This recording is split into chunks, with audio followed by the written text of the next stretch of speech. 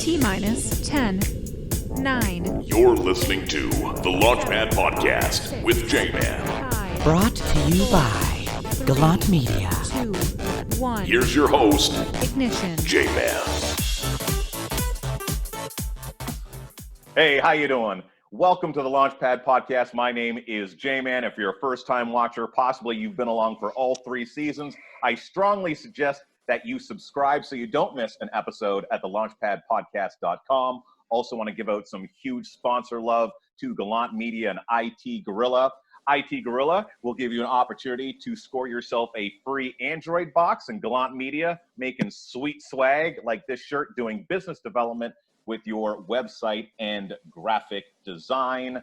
Now, the gentleman that I have on the show right now has a killer mindset. You need to have one if you're going to be a pro athlete. And not only was he a phenomenal pro athlete, scoring himself 2 Grey Cups with 2 separate teams, the Edmonton Eskimos, which you can see right there in the back, and the Montreal Alouettes. He's also transitioned into being a successful entrepreneur. Randy Spencer, thank you for being on the program. Happy to be here. All right, buddy. So I want to start off with how we met. Do you remember how we met and where we met? Man, I always say Miami, but I know it's Orlando. It is Orlando. The Red Roof Inn. Red Roof Inn. In a hot tub. In a hot tub. And not with a whole bunch of ladies. No, it was a hot tub. It was a- just a sausage party. Yeah, it was a sad-looking hot tub. Yes, it was. But we had a good time, and you were there with a gentleman. He may have been someone on your team. We were there doing MLM at the time. I believe it was Visalis, right? Yeah, I was like that's right. super ripped. And Yeah, you were in the zone. I was in the zone, and you were getting started, and you had done well. You had hit the first level in the compensation plan, which was Rising Star at the time. I believe that I was a regional director, had my car bonus, all that kind of stuff. Yeah. And so I was kind of dripping on you a little bit, and I think you kind of knew a little bit about me because maybe I'd been on stage or something of that nature. And you were really disappointed with your progress. And I was always blown away by that because here's this guy that had achieved the apex in his sport. Like in Canadian football, you can't do any better. In pro football, it's one of the top accolades. And I couldn't believe that someone who had achieved so much in his life was upset with or feeling a little bit conflicted with the fact that I don't know if I'm going to be able to get to A, B, or C when it came to MLM, when you were killing it as far as what you could be doing at that time. So that obviously speaks a lot to your mindset and the fact that you just want championship type form now. 100%. You want to win. You want it all. And you hold yourself to a high standard because you've always held yourself to a high standard to get to where you want to be in all those avenues of life. It's funny that you say, like, winning a championship, even in, CFL, people are like, oh, it's not NFL, this and that. I remember one time I was down in Vegas partying with a whole bunch of NFL boys for, it was Super Bowl. And they saw my ring and they're all like, they're like, man, I want one of those, man. Like, and that's it. Like, football across the board, doesn't matter where you came from. To win a championship, you don't care. You just want to win a championship.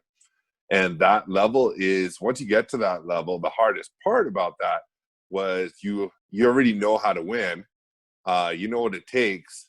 And then you want that to translate so easily into every other facet of your life. So then I'm sitting there going, man, I'm just like level 1 here. I need to be level 10. How, trying to like rip every ounce of knowledge out of you at the time. You're like, this is a hot tub, man. It's not time to talk about this stuff. And that's where I was like, that's how you learn, right? You learn and you model after the people that have actually done it before. Absolutely. That's how you learn.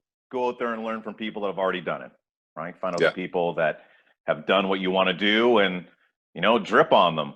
And I really thought it was fascinating, though, with that conversation, the fact that you wanted to be so far ahead, and you kind of lose track of the fact of what you just said. You didn't become a pro football player overnight. You started at what age? 12. Right, Yeah. 12. So it took you how many years to get to the CFL, and yet you start this new company, and immediately you wanted to be an ambassador, make six figures, and Of course. it's great. But I guess that mindset sometimes it's a little bit of a double-edged sword, right? It Yes. pushes you to want greatness, but it also kind of forces you, I guess, to really practice your patience. 100%. Yeah, it's the journey you have to remember. The journey is the thing that you remember. You don't, that 5 minutes, yeah, that is memorable when you make it, but you're going to remember all the struggles, all the ups, the downs, the whole way along that built you and molded you into who you had to be to actually succeed. Mm-hmm. Yeah, that's powerful stuff. And we had spoken before we decided to do this podcast. And one of the things I asked you, and it led to a really interesting story in regards to your weight. Like people look at you and just assume that you're always a big kid. I said, what was the number one takeaway that football gave you? And you can give me your answer and elaborate on that with that story. With the weight or takeaway all throughout? From your pro sports, what was the number one takeaway? And if I remember it correctly, it can kind of bleed into the weight gain. Yeah. You know what? No one thought I was the one that was supposed to be playing football. Like coming out of being 190 pounds when I started, I think that was it. I was like, I was determined to play. I said, this is what's going to happen. This is going to be my vehicle to success. I'm going to get a football scholarship. And I started dedicating myself every day towards that, running 5K, every night, doing weights, everything, once I got the football scholarship, I was the only one in Ottawa that year to get it, and went down to Utah and I put on 20, 30 pounds. And then I came back, everyone's like, who the hell is that? Then I went from 196 to 235 to 255 to 275. I remember laughing at my senior year. The guys were like, "Oh, I bet you $1 to get to 300. Each pound to get to 300." And I was like, "You guys are disgusting." I was like, "Yeah, you're crazy. I'm never going to be 300." Yeah. Next year, I'm 305, like that, because you get to the next level and you're training that much more and putting on that much more, muscle. But that consistency, that hard work that translates into everything you do in life of, persistence is what it takes to succeed. Nothing you do is overnight. Like nothing you do is overnight. It's no one sees all that either. No one's going to remember me doing all the work it took to get to the certain points to win that. But I know the story, and everybody else that lives that will know that work is persistence, it's consistency, it's every day motivating yourself to want to succeed. Right, being a self-starter. Yeah. I remember hearing that a lot, especially in MLM, where you're just getting a whole bunch of no's, or in sales in general, or where you just don't have people coming to you and you have to go out there and prospect. And I guess, in sports, oh my God, like that's just next level stuff. But I mean, when you were playing professionally, and I've always wondered, because people say, it's a job and this and that, like, No. is there a part of it that's a job, and is there a whole bunch of it like you can't believe that you're playing a game? Like kids play this game and make no money. Like you're playing a game and you're making a living playing that game. Yeah, the only job part was the amount of film that we watched. Right. That's basically it. Everything else was, a blast. Just hanging around with the guys. Even if you're watching film, you're with the guys anyways. So, and then you're just making fun of the guys that are falling asleep. So, yeah, no doubt, eh?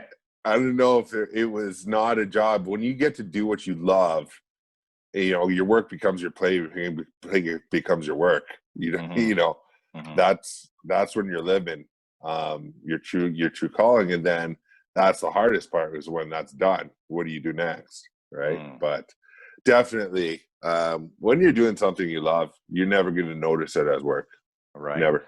I have that conversation with people that are in 9-to-5s that they don't necessarily love right now. And if you don't have passion in your occupation, it means every day you're just going out there and you're doing something, right? And it's just kind of going to waste. Now, a lot of people, well, I won't say a lot of people, but there are some people that do find purpose in their 9 to 5s. But if you don't, why not just start putting a little bit of energy into something that you enjoy doing? And then through that consistency and putting an effort and that vision into something that you enjoy, where that passion can start turning into a paycheck. And then who knows where it's going to lead you. I think it's so unfortunate that more people don't kind of open up that avenue opposed to just thinking it's too hard, I can't do it. Yeah. No, like every 9 to 5 I've ever had has been amazing. Like I've learned something from it.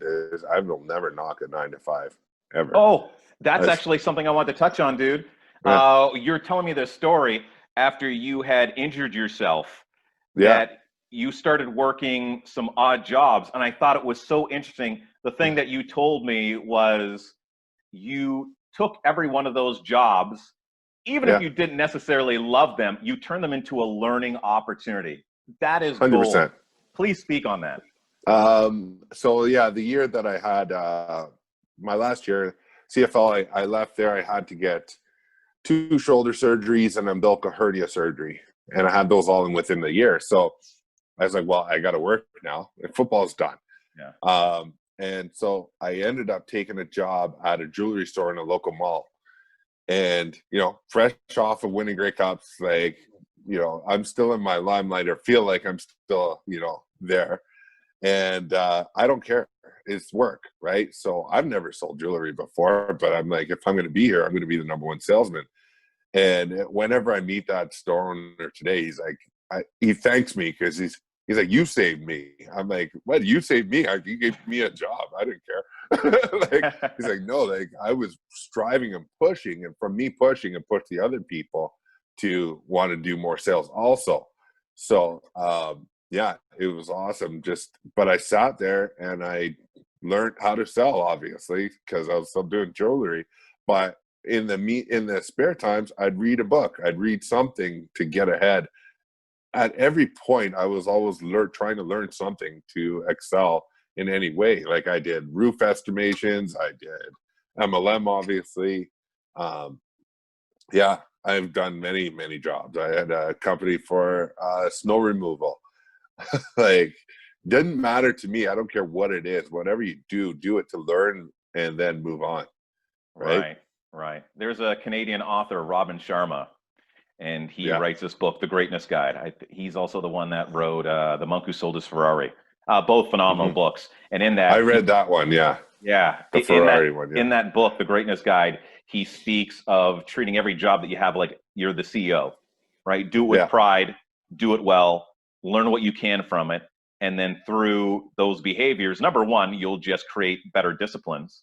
But through your work that shines above and beyond, potentially it could lead to some other work, right? Yeah. For instance, I like somebody's hustle, and maybe there's a janitor. Now, I know this does not happen all the time, but I love the work ethic that I see this janitor puts into what he does. He's detail-oriented.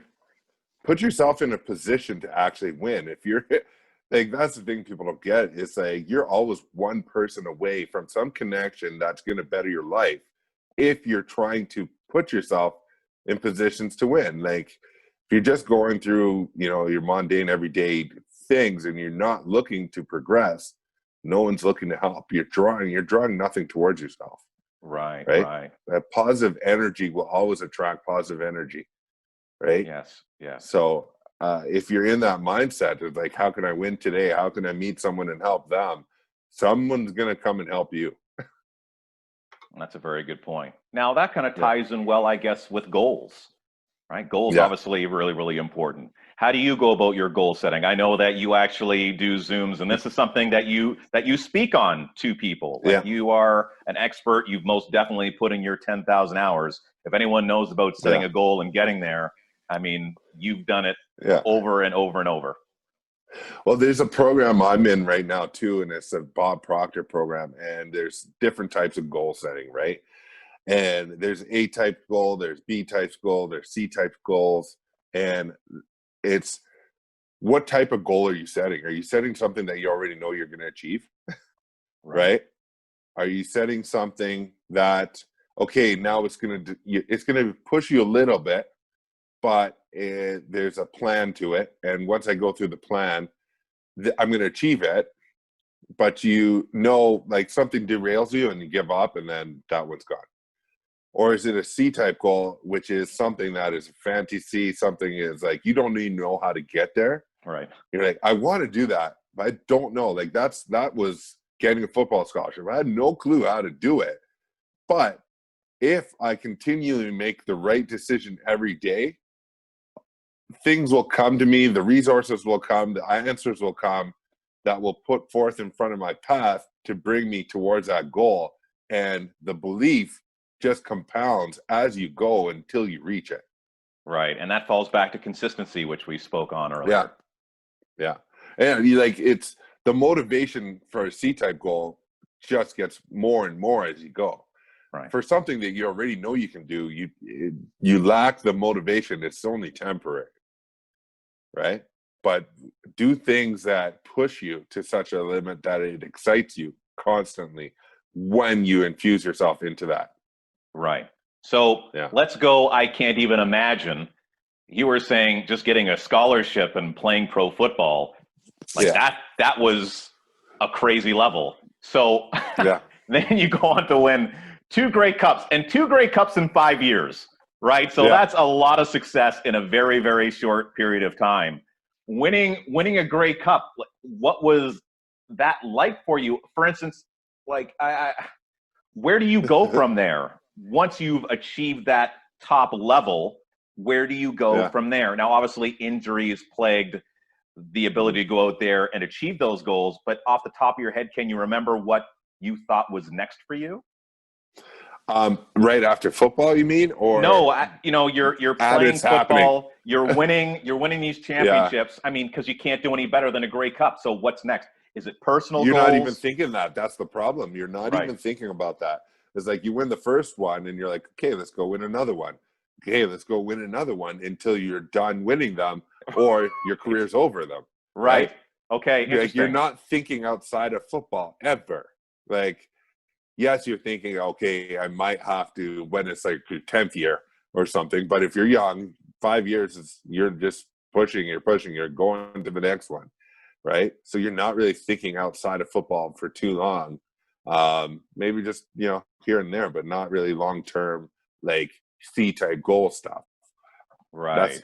That's where the A and B's always come in. Like, oh, I'm just going to make, 20,000 in the off season or something like that. But nothing that's like, I'm going to change my whole life and this is what my next direction is. That doesn't come to you till you're forced to. Yeah. Right. Yeah, it's crazy that that happens that way.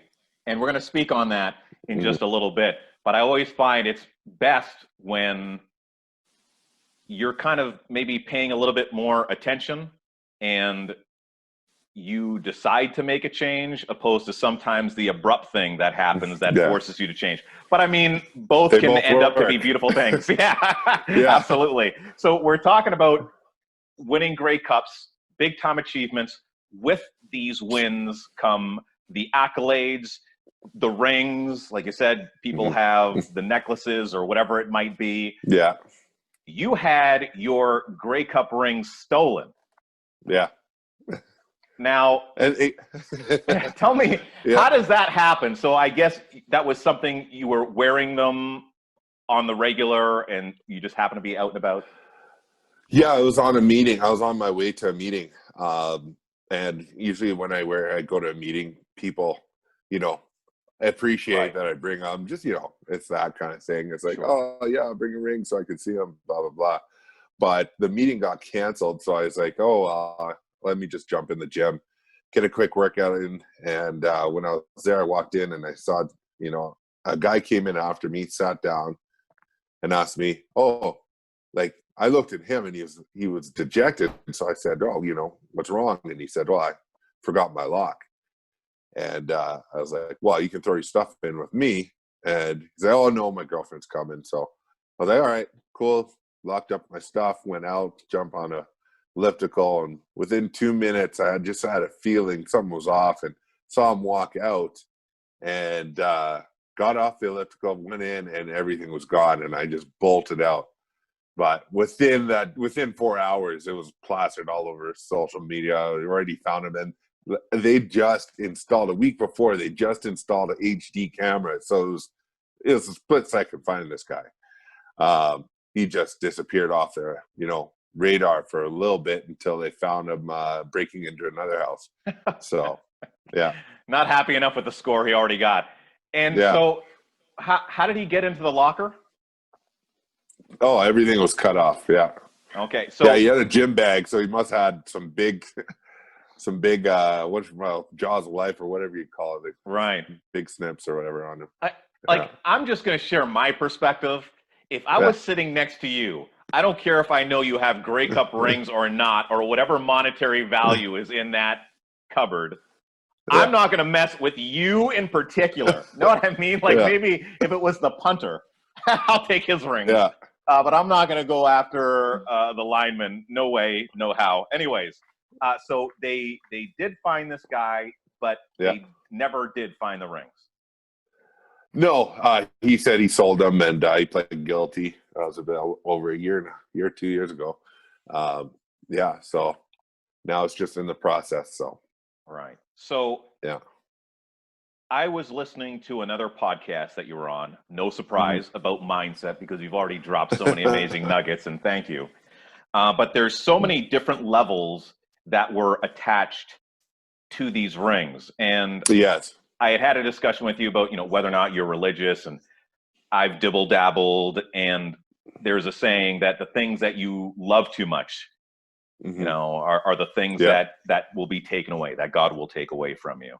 Yeah. And you were saying that there was a lot of attachment to these rings because it maybe at one point or another anyways validated you as a champion, right? Physically, that was the physical worth of those rings. Maybe you'd like to speak on that a little bit. Yeah. So, one thing, I was in the ironworking industry. When I talk about this is, I was never attached to, I never knew if I was attached to them, because it didn't faze me when they're gone in that respect that it does everybody else. But I knew, I could get different things wearing them. So, for example, being in the construction, I could walk in and no one would know who I am, obviously, without those rings on. And I'm a foreman there, and I knew the second I put them on, I had the general man, every single person in the basket, whatever we needed. Oh, yeah, preferential treatment to us. Don't worry about these guys. Oh, yeah, it's Grey Cup champ Rand. Don't worry. Right? But it's like, are you only doing that now because of the football? So, do I still have that power without wearing them? Right? That was the question to myself. It's like, I'm like, are people only paying attention to me because the fact that I've got these 2 Grey Cup rings, or is it me, myself? And when they were gone, I was saying it was a blessing, because I knew it wasn't the rings, it was me. I could still, command a room, have presence within there because of my personality, instead of, thinking it was the rings the whole time. Right. It reinforced what you already knew. Yeah. Yeah. Well, I didn't know for sure, but I definitely know now. Yeah, no doubt. Now, in regards to losing the rings and not giving that much of a poop, obviously the monetary value didn't bother you much, but you were telling me those rings were like 15, 20 grand a piece at least? Yeah, they're 15 and 12, about those two back then. So inflation, about, All right. they're out there. You're cool with that. You're better than me. That's for sure. Man, I'm not the first one. I can tell you stories. There's I know 3 of my least close friends have lost them. Really? And have they dealt with it the same way that you have? Oh, they got them back. Oh, they got them back. But, okay. Yeah, they had to pay to get them back. Everyone has to get them remade or whatever. But one went out the cab on a highway. Oh man! Right out the window. Yeah, there's stories. Yeah, there's I bet. Ones. Well, do you want to share one or? Oh, I couldn't. Okay, yeah, it's somebody else's rings. It's someone else's. So okay, I couldn't even explain it the way it has to be explained. I gotcha. So in regards to the achievements, though, I guess it speaks on the fact that if you have goals and you go out there and you achieve them and you're proud of them, and they mean something to you here. Physically, it really just doesn't matter that you have those rings or not. That's not something that can be taken away. No. Plus, you're on the cup. No. Yeah, exactly. My name's Now, on if there. the cup I'll disappears, get though, my knee. Yeah. Oh, yeah. then you're wiped off the face of the planet. Yeah. Well, yeah, they can always be remade. It's just molten lava and pressure making diamonds. You know, it can Right. be remade. I'm not even worried about it. Exactly. Yeah, there's so many Yeah. more important things than the physical. Yeah. Right. That's really important. I'm trying to remember the saying just right off the top of my head, but not relying too much on externals to make you happy internally. Definitely. Right. Definitely. If the rings are the only thing that's keeping you happy, then there's a problem inside. There's a huge problem. Right. Okay. So let's move this forward to something really life-changing. Now, for me, losing $30,000 worth of jewelry, that would be pretty life-changing. Why I had a heart attack, eh?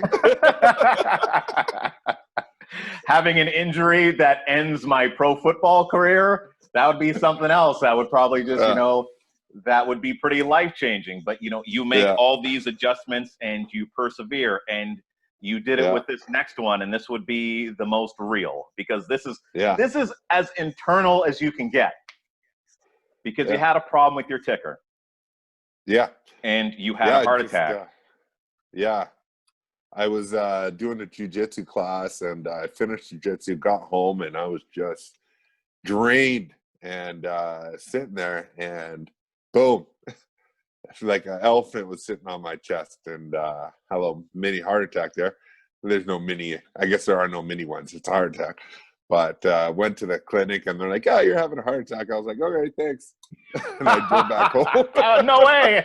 Yeah. Okay. Yeah. So until I told the wife, and then she's like, "Yeah, you're going to the hospital." And then her dad came and drove me over. But it was. I tell you, there's always a negative accompanied with every positive, and there's always a positive accompanied with every negative. You can't have one without the other. And I just choose to always see the positive side, because I know it's there lurking somewhere. And once again, it's another blessing. If that didn't happen, I wouldn't have come up with the invention that I've been working on for the past 9-10 months. And so it was necessary. Like, it happened, and it sparked something new, because I'm looking for the positive. Mm-hmm. Like, something bad happens to someone, if you're not looking for the positive, you're never going to have the opportunity to win from that. I agree. And so many people get pissed off at that statement.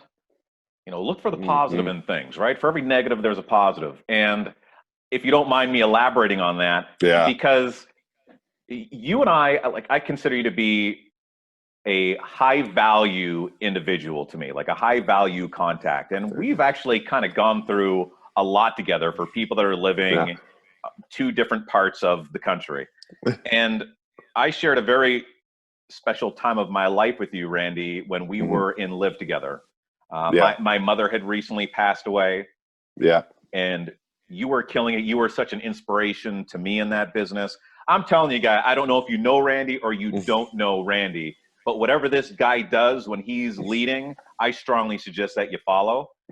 And one of the stories that I shared on stage, and you were there, is I talked about my mother and her passing, and the fact that you hear about this silver lining around the cloud. And it's not necessarily something that this always appears on its own. Sometimes you need to grab that silver lining marker, and you need to I'm going to say it, fucking with both hands, man. And you have to, draw the outline. And sometimes you have to take a break. Sometimes you have to walk away, but you go back to it. And if you're not out there looking for the positives in shitty situations, then you're only just left with shit, right? So you can decide to just sit there in your pile of shit, or you can decide to kind of maybe step out of it every once in a while and just do your best to find one takeaway from what you've been left with to make your life better. And then you'll start to understand that analogy just a little bit better. Now, 100%. The heart attack obviously brought a lot of things to light for you. Although you were already an incredibly appreciative person, but it did open your eyes to an industry that you had gotten into now for about 2 years.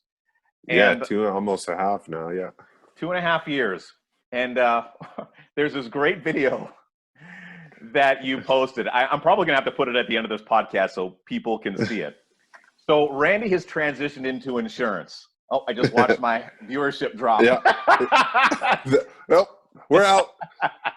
We're done. And what I love about this video is right off the top, you mentioned that you're insurance, and then you identify with how people feel about insurance. Like, oh, that feeling you just got right there, stop it, right? That's not me. That's not what I do. Explain to people what's different, number one, about what you do and how you do it, as well as the company that you're working with. Yeah, that feeling, like 100%. Everyone has that stigma because when you got your car insurance, home insurance, everything, it's usually negative. And most companies aren't in the business to pay you. They're, that's what people grow up learning. And it's like when you're young and you get your car insurance, well, you're paying more than your parents are paying because you're young. And then something bad happens and they're charging you more, right? Yeah. So it's crazy for us. Like, I got introduced into insurance and I was like, no thanks. Like, someone just told me to get into it. And I was like, I will always investigate and learn what there is, regardless, because who knows what conversation I'm going to get with anybody. So never know where it's going to take you. But then at the end of it, I'm like, no, I don't want to do this. And I call a buddy and he's like, you should come check out Combined. And this company's been around for 100 years and no one even knows about it. I'm like, well, okay, check it out. I'm like, definitely, I got to do this. I have to, because I looked at I just put pen to paper of how many injuries I'd had. And right off the bat, I would have claimed over 100,000 and it would have saved me grueling through coming out of football, but all the way through, even when I was in college, it would have helped me out. Even since I was 12 for kids, like I see and process claims now for kids that break a thumb, fractured ankle, get stitches, and they're getting $4,000. Go into that. So give me an example of one of these kids with an injury and how they got their money. The first claim in our office, so this company's been around forever, but we opened an office, and so across North America, everyone still goes door to door knocking. And if you're in the city, if someone knocks on your door, what are you doing?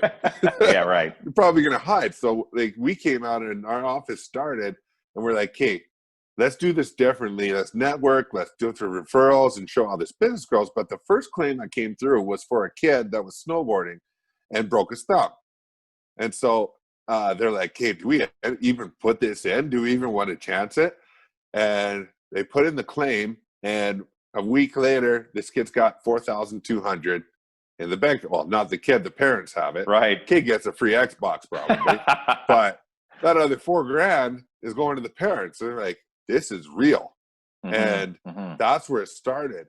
And now, we've branched. We have 80 agents in our district, but we're the only ones that keep our clients, and it's all customer service for us. So something happens, I know every single claim that's going through for my people. My people actually called me. The last one called me from the ambulance. He was cutting down a tree in his backyard, and the chainsaw slipped him in the leg. No. And he's calling me. He's like, I got, what do I do? And I'm like, first, just go to the hospital. Take care of yourself. And we'll take care of this tomorrow. But one day in the hospital paid him $3,300. That's amazing. Right? That's amazing. People don't get it. Right? Well, until insurance, they sit down. Yeah. Insurance is one of those things, though, right? Where people think life insurance, they think about something bad happening to them, and they don't want to engage with that thought. It's just like our own mortality, right? We don't wake up every day thinking that we're going to die, and how are we going to take care of that death? There's so many people that don't have money for their own funerals. It's absolutely ridiculous, right? It's insane. I can't give you enough examples. It's a weird when I don't know. Have you ever been in a restaurant worked in one? Yes. So you know how you ever walk into the back of the kitchen for the first time and it looks It's like slippery the as shit. strangest. So yeah, It's slippery. and it's the strangest place ever until you work there for a while. Right. And it just becomes normal. Or you go into a new city and you live there and you don't know where anything is, but then everything's come so commonplace. And that's what it is being in insurance. I was like, I never got to see all this stuff before. And then you're just submerged in it that you're like, this person getting cancer, this person getting this.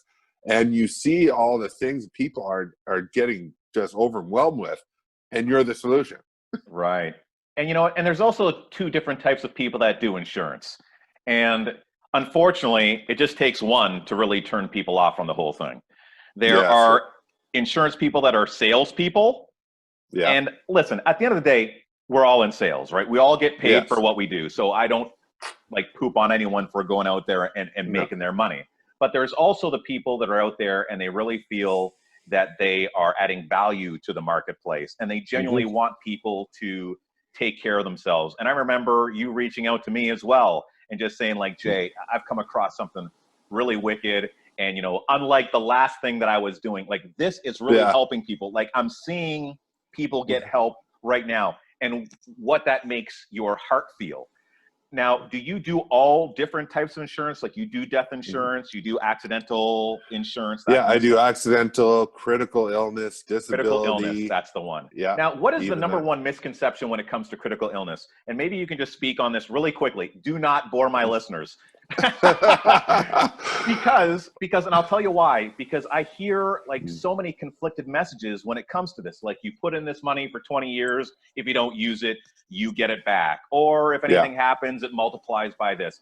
Like just give me, if I'm the guy that's looking at you and I'm trusting Randy Spencer, which I do, to give me some great advice on critical illness, what does this mean for me?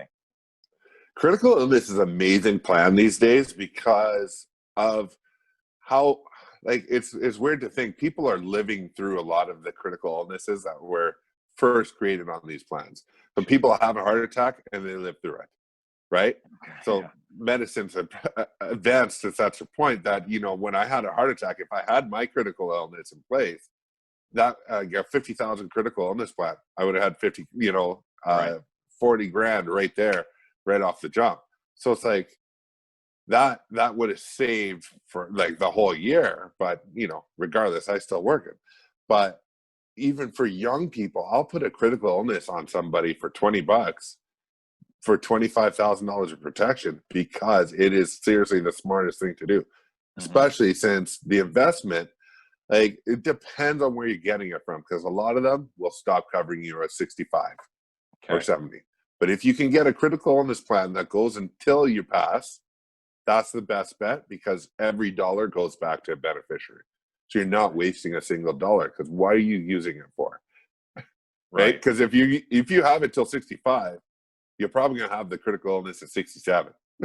Right? Yeah, right? Chances are. But now you're not covered anymore. Like, you know, find a company that actually covers you in the most important part of your like age time, like, you know, that age gap of 65 up, not stop it at 65. Right. And the one thing that you're really pumped about when it comes to your business as well, specifically the company that you work for, is that this is a company that pays. They pay. It almost seems like they're eager to pay from what you've told me. Yeah. We pay average 2.9 million for every working day in Canada. Yeah, that's wild. Right? That's crazy. Yeah. And that we don't advertise. So that's where all the money is going back to the clients, and the savings for families is astronomical. But I think I gave you an example last time. I had a lady, she had the minimum plan. It was a $14 plan, and she got in a car accident and it was her fault. And she has ended up in the hospital for 3 months. Now her husband couldn't work. And so now 2 incomes are gone. And that's what people don't, they're like, oh, well, if I go down, my husband will work, or my wife will be able to work. Well, what happens if they don't have the opportunity? Now 2 salaries are gone, and a $14 plan saved their financial life and paid them $40,000. Like, it doesn't even compute to people Mhm. But that's why, because people haven't seen it, and I just take the time to educate people that it exists. That's it. Right. Randy doesn't sell. Spencer does not sell. He I educate. educates. He educates. And that's great. And I mean, I'm sure people get the feeling of that already. You're speaking in very general terms. You're not trying to like snake oil salesman them right now. No. It comes from a good place. Go out there and find whatever works best for you. But if you have a good vibe from this gentleman, I strongly suggest, and I will personally vouch for Randy, that you're in good hands. And you're an Ottawa native as well. That's right. Yeah, there you go. I was supposed to be back there that past summer, but whatever your shirt says. This thing? That you can get at gallantmedia.com/shop.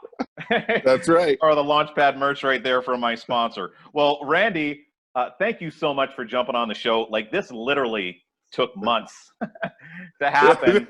Yeah. And you were one of the first people that I wanted to speak to, because you're just 100% value, brother, and you come from such a good place. Value comes from value, and I appreciate you for doing this. This is like your calling, like you're the voice. We always talked about your voice for radio, your voice for everything. It's like, dang, can you shut that thing off? The ladies around it. That's the best. Well, thank you, buddy. I will play that video. I'm going to throw that video there on the end, because that'll have all your contact information, what you're doing.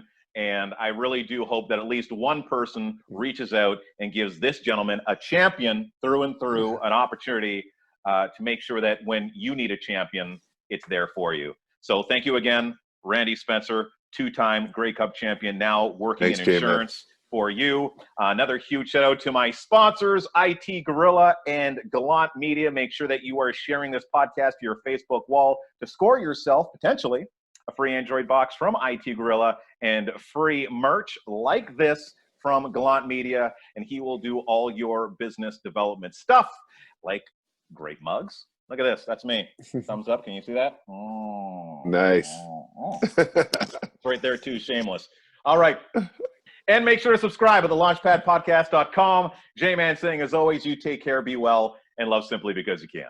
My name's Randy Spencer. I'm with Boss Benefits.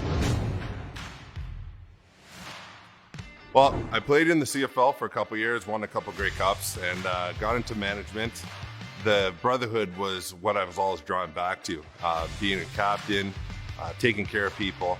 I was sitting in a bar, and a gentleman said, "You should sell insurance." And that exact feeling that you're getting right now when I said the word insurance is how I felt and how I don't want anyone else to feel. That stigma should not be there. You should know that there's insurance that will actually pay you for what you need. I created Boss Benefits so I can continue to protect families, protect my brothers and those out there that I coach. Every time I sit with a family, the number one thing I hear is, where were you when? And I don't want to hear the when.